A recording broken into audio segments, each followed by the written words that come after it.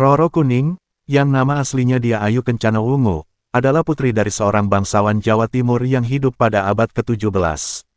Ia dikenal luas karena kecantikannya yang memancarkan aura lembut sekaligus kewibawaan.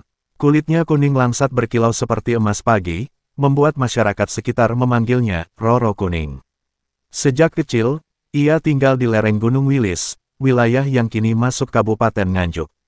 Gunung itu bukan sekadar hamparan hijau yang sejuk, melainkan juga saksi bisu perjalanan hidupnya yang penuh misteri. Meski lahir di lingkungan bangsawan, Roro Kuning tumbuh dekat dengan rakyat biasa. Ia kerap terlihat membantu ibu-ibu di desa menumbuk padi atau menimba air dari sumur umum. Hal ini membuat namanya begitu harum di kalangan warga. Tidak sedikit orang percaya bahwa sikap rendah hatinya diwariskan dari ibunya, seorang perempuan bijaksana yang selalu menekankan arti welas asih. Dari sang ayah, ia mewarisi semangat juang dan keberanian untuk menghadapi tantangan hidup. Kisah tentang Roro Kuning tidak sekadar legenda, tetapi juga tersimpan dalam cerita lisan yang diwariskan dari generasi ke generasi. Menurut penuturan tetua desa, Roro Kuning memiliki keahlian meracik ramuan herbal untuk menyembuhkan berbagai penyakit. Pengetahuan ini ia dapat dari seorang tabib tua yang pernah singgah di kampungnya. Keahlian inilah yang kelak membuat namanya semakin termasyhur, bukan hanya di Nganjuk, tapi juga hingga daerah Kediri dan Madiun. Namun, kehidupan yang indah itu mulai berubah ketika wabah penyakit misterius melanda daerah sekitar Gunung Wilis. Wabah tersebut menyerang banyak warga, dan tak sedikit yang kehilangan nyawa. Roro Kuning merasa terpanggil untuk membantu, bahkan ketika banyak orang memilih mengungsi ke daerah yang lebih aman. Dengan keberanian yang jarang dimiliki perempuan seusianya, ia turun langsung ke pemukiman yang terkena wabah. Di tengah suasana genting itu, Roro Kuning memutuskan untuk meracik ramuan dari akar-akaran, daun sirih, dan bunga kenanga. Ia percaya bahwa alam menyediakan obat untuk setiap penyakit, asalkan kita tahu cara menggunakannya. Kisah pengabdian ini menjadi salah satu alasan mengapa masyarakat setempat memuliakannya, bahkan ratusan tahun setelah kepergiannya. Hari-hari Roro Kuning di tengah wabah itu penuh risiko. Bau anyir kematian kerap tercium di udara, membuat banyak orang enggan keluar rumah. Namun ia justru berjalan dari satu rumah ke rumah lain, membawa kantong kain berisi ramuan obat dan air yang sudah ia doakan. Ketika bertemu pasien yang sudah sangat lemah, ia tidak hanya memberikan obat, tapi juga membacakan doa penenang. Ia percaya bahwa kesembuhan bukan hanya urusan tubuh, tetapi juga hati. Di beberapa kesempatan, Roro Kuning harus menghadapi penolakan. Ada orang-orang yang takut ia membawa penyakit, meski niatnya membantu. Penolakan itu tak membuatnya menyerah. Ia akan berdiri di luar rumah, menunggu hingga keluarga pasien mau menerimanya masuk. Sikap sabar dan pantang menyerah ini menjadi salah satu ciri khasnya yang selalu diingat oleh warga desa. Mereka sering berkata bahwa hatinya selembut kain sutra, tetapi keberaniannya sekeras baja. Suatu malam, ketika bulan purnama menggantung di langit Gunung Wilis, Roro Kuning merasa ada panggilan batin untuk pergi ke mata air keramat di hutan. Menurut cerita para tetua, mata air itu dipercaya memiliki khasiat penyembuhan yang kuat. Dengan membawa kendi tanah liat, ia berjalan sendirian melewati pepohonan rindang dan suara serangga malam. Perjalanannya bukan tanpa bahaya, karena di hutan itu kadang muncul binatang buas. Namun, ia tetap melangkah tanpa rasa takut.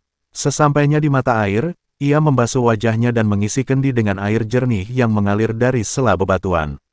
Ia berdoa lama sekali, memohon kepada Tuhan agar air ini membawa berkah kesembuhan bagi semua orang yang menderita. Saat ia kembali ke desa, beberapa warga menyambutnya dengan penuh rasa syukur.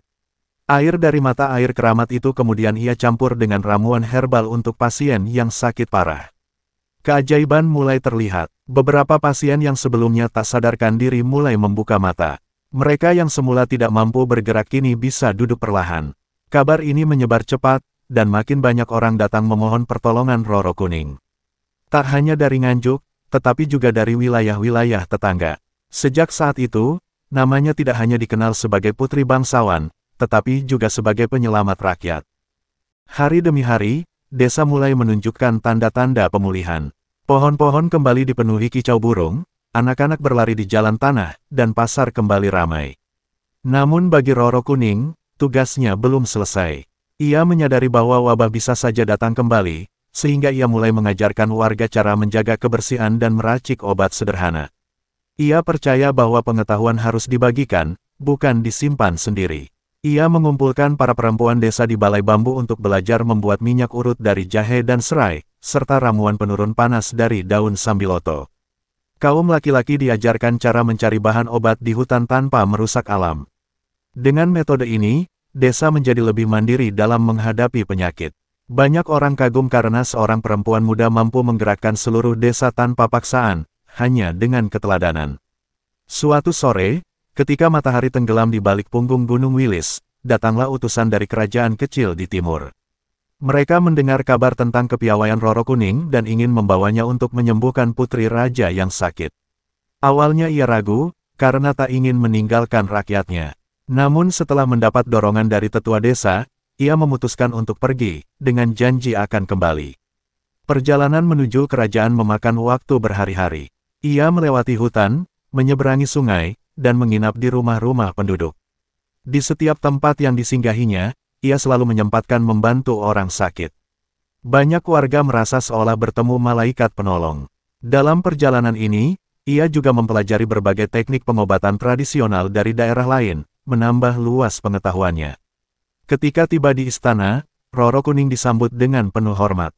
Putri raja terbaring lemah, wajahnya pucat, dan napasnya tersengal. Roro Kuning mulai bekerja, mencampur ramuan dari madu, kunyit, dan air bunga kenanga. Ia juga memijat titik-titik tertentu di telapak kaki sang putri, sebuah teknik pijat yang ia pelajari dari tabib hutan. Setelah beberapa hari, kondisi sang putri membaik, dan keluarga kerajaan sangat berterima kasih. Setelah keberhasilannya di istana, nama Roro Kuning semakin dikenal luas. Beberapa bangsawan dari daerah lain mengirimkan undangan agar ia datang membantu rakyat mereka. Namun, Roro Kuning tetap setia pada prinsipnya, ia akan pergi hanya jika benar-benar diperlukan, dan tidak meminta imbalan apapun. Sikap ini membuatnya dihormati bukan hanya sebagai tabib, tetapi juga sebagai sosok panutan moral. Kerajaan yang ia bantu memberikan hadiah berupa kain sutra kuning kemasan, yang kemudian menjadi ciri khasnya. Kain itu ia kenakan sebagai kebaya setiap kali mengunjungi pasien, sehingga orang dari jauh pun bisa langsung mengenalinya. Warna kuning itu melambangkan sinar matahari, kehangatan, dan harapan bagi mereka yang sedang sakit. Warga desa mulai menyebutnya Roro Kuning, bukan hanya karena warna kulitnya, tapi juga karena pakaian khasnya. Setelah beberapa bulan, Roro Kuning memutuskan kembali ke desa asalnya di lereng Gunung Wilis. Perjalanan pulang kali ini terasa berbeda. Di sepanjang jalan, ia melihat orang-orang yang dulu ia tolong, kini hidup sehat dan tersenyum. Mereka menyalaminya, memberikan hasil bumi seperti beras, kelapa, atau bunga sebagai tanda terima kasih. Meski sederhana, hadiah-hadiah itu lebih berarti baginya daripada emas atau perhiasan. Sesampainya di desa, ia kembali menata kegiatan sehari-harinya. Pagi hari ia mengajar anak-anak membaca dan menulis aksara Jawa, siang hari membantu di ladang, dan sore hari meracik obat di gubuk kecilnya. Kehidupan yang damai ini membuatnya bahagia, meski ia tahu tugasnya belum selesai. Ia selalu percaya bahwa hidup adalah pengabdian, dan setiap orang memiliki peran untuk membawa kebaikan. Namun, di balik ketenangan itu, kabar baru mulai beredar. Beberapa penduduk desa di wilayah barat Gunung Wilis mulai terserang penyakit aneh yang membuat kulit mereka menguning. Banyak yang ketakutan, karena gejala ini belum pernah mereka lihat sebelumnya. Roro Kuning tahu, ini adalah panggilan baru yang harus ia jawab, meski risiko yang akan ia hadapi mungkin lebih besar daripada sebelumnya. Kabar penyakit misterius di wilayah barat Gunung Wilis menyebar cepat. Beberapa orang menyebutnya penyakit kuning, bukan karena terkena sihir, melainkan karena kulit penderitanya berubah warna seperti kunyit. Gejala ini disertai demam tinggi dan kelemahan tubuh yang parah. Roro Kuning tidak ingin membiarkan rasa takut menguasai masyarakat. Ia segera mengumpulkan informasi dari para pelancong dan pedagang yang baru kembali dari daerah tersebut. Dengan tekad bulat, ia memutuskan untuk berangkat menuju desa yang terkena wabah. Beberapa warga berusaha menahannya, khawatir ia akan ikut tertular. Namun ia hanya tersenyum dan berkata bahwa jika ia tidak bertindak, siapa yang akan menolong mereka? Jawaban itu membuat semua orang terdiam, menyadari bahwa keberanian seperti itu jarang ditemui. Ia lalu menyiapkan perbekalan, termasuk ramuan herbal, kain kuning khasnya, dan kendi air dari mata air keramat. Perjalanan kali ini jauh lebih berat. Jalan setapak yang ia lalui dipenuhi lumpur karena hujan deras yang turun beberapa hari terakhir. Di beberapa tempat, ia harus menyeberangi sungai yang arusnya deras. Namun setiap langkah yang ia ambil disertai doa, agar Tuhan melindungi perjalanan ini. Dalam perjalanan, ia juga bertemu beberapa orang sakit yang tergeletak di pinggir jalan, dan tanpa ragu ia memberikan pertolongan. Setibanya di desa tujuan, pemandangan yang ia lihat sungguh memilukan. Banyak rumah tertutup rapat, dan suara batuk terdengar dari balik pintu. Roro Kuning mengetuk pintu satu persatu, meyakinkan mereka untuk mau menerima pengobatan. Awalnya beberapa keluarga menolak karena takut penyakit ini tidak bisa disembuhkan. Namun setelah melihat beberapa pasien yang ia tangani membaik, kepercayaan mulai tumbuh.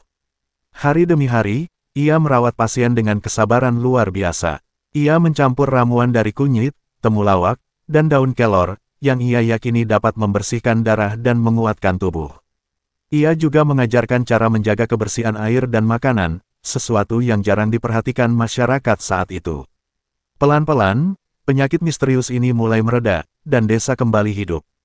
Berita ini membuat nama Roro Kuning semakin melegenda, bahkan di daerah-daerah yang belum pernah ia kunjungi.